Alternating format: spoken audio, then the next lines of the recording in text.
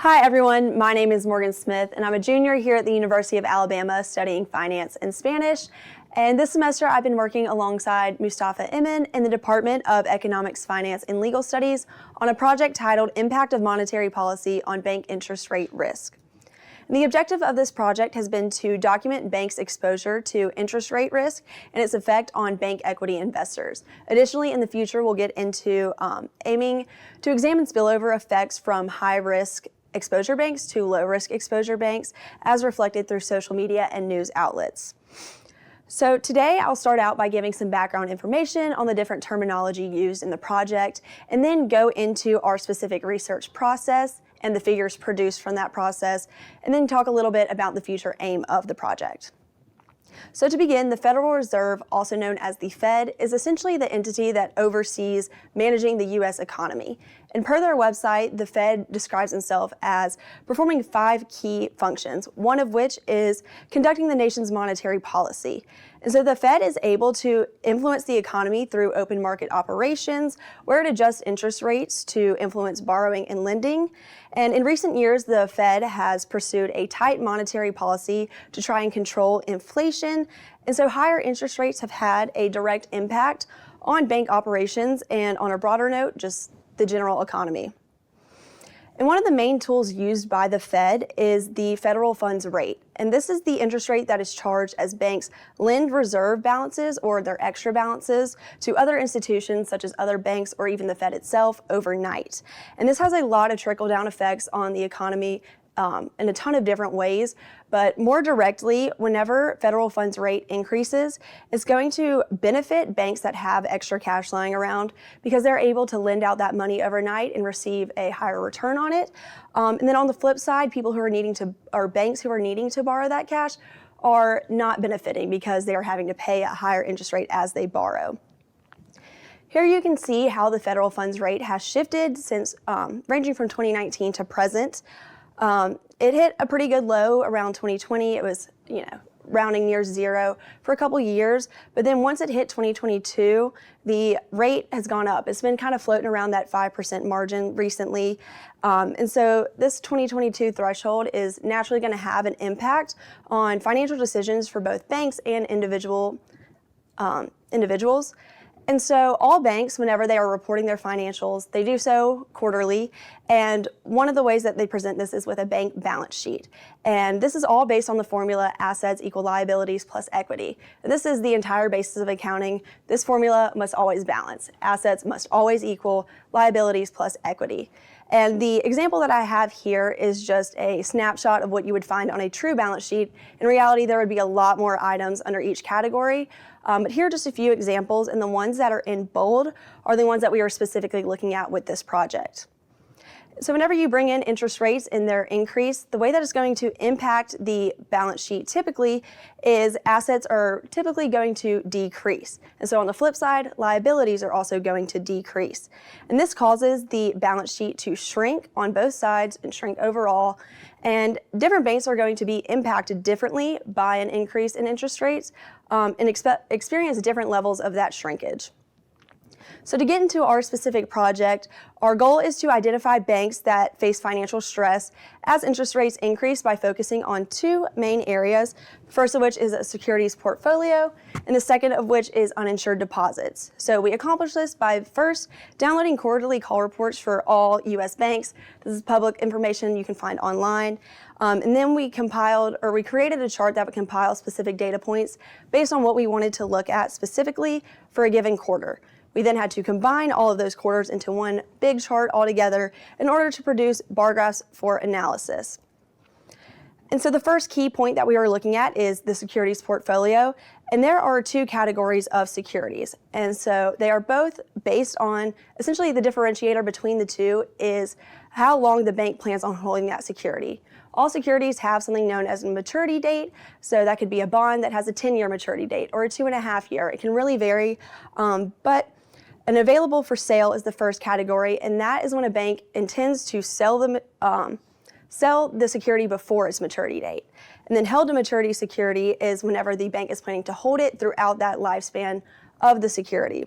And so interest rates have a greater impact on held to maturity securities because whenever the interest rate increases, the bank is missing out on the current higher rates that would have earned them more. So say you're a bank and you have a security earning 2%, but now the interest rates have gone up to 5%, you're missing out. You could have been earning 5 with the current level, but you're stuck with that 2%. And then all of these securities are valuated and reported in two different ways. The first is fair value, and this is whenever the value of the security is based on the financial market. So as the market's going up and down, the fair value fluctuates with it. And so when interest rates rise, that drop in value is seen immediately.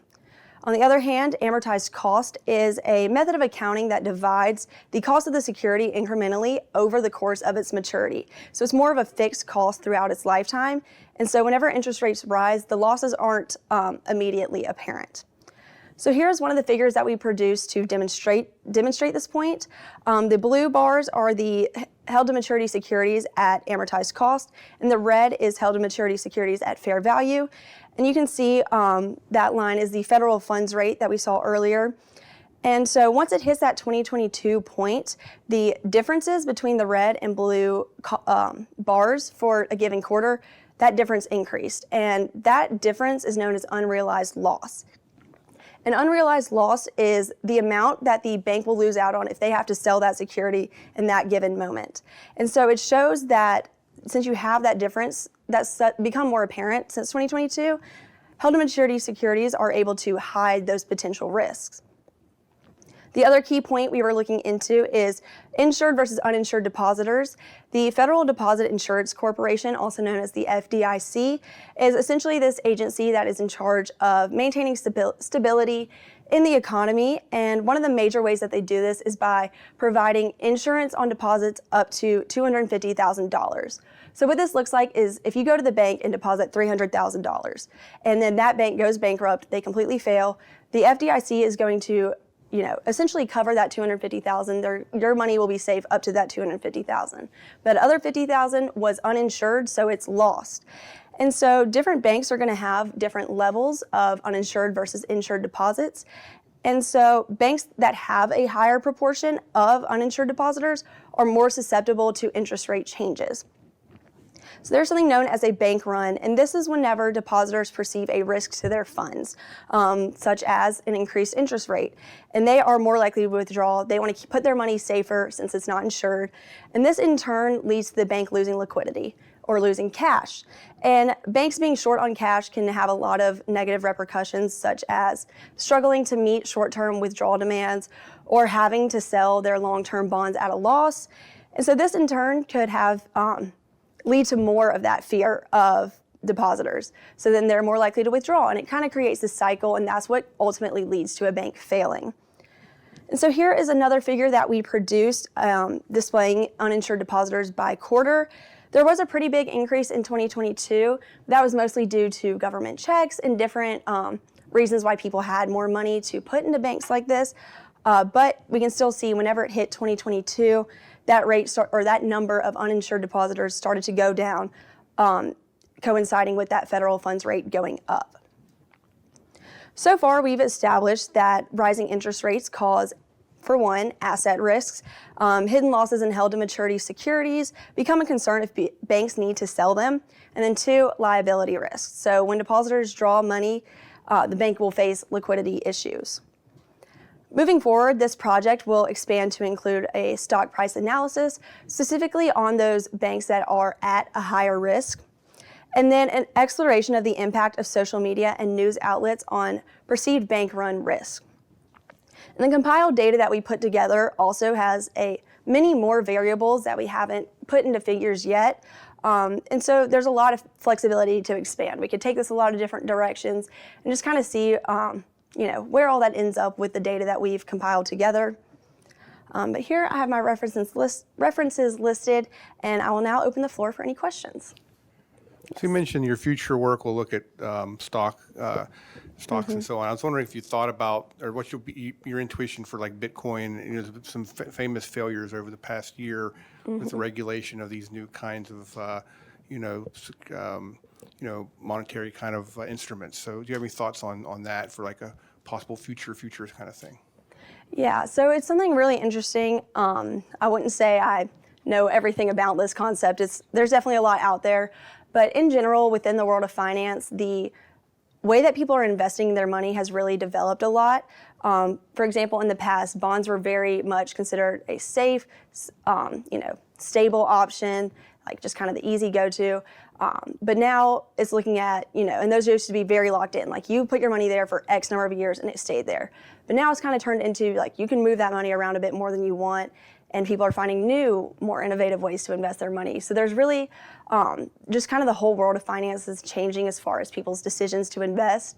It's something really interesting to see, but that's about the extent of my knowledge for now.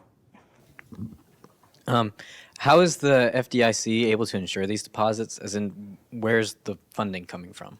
Yeah, so the way that the FDIC is able to fund the insured depositors in the case that a bank fails is that all of the banks, which is most of the banks, pretty much everybody, is considered an FDIC-backed bank. And that means that they pay money towards the FDIC essentially the same way that an individual pays for insurance. You pay for insurance in the instance that if there is an emergency or something, they cover that for you. So essentially all of the banks are paying this insurance throughout time so that if they were to fail, their depositors would be covered. I haven't looked much into econ, so I was wondering what factors did the Fed take into consideration when determining the federal funds interest rate? Yeah, so there's a lot of things that they look at, many factors, and just looking at the overall economy. But one pretty safe assumption that they'll look at is in times of recession, the rates are going to go down to hope to cover things, such as in 2008, the rates were really low to try and smooth things over. And then they will be a lot more aggressive with their policies and raise the rates a lot more in times of inflation in hopes of sort of reining in that inflation. So those are kind of the two very broad stroke things you can look at. But again, a lot more into it, but generally depending on inflation and how that's looking at the time.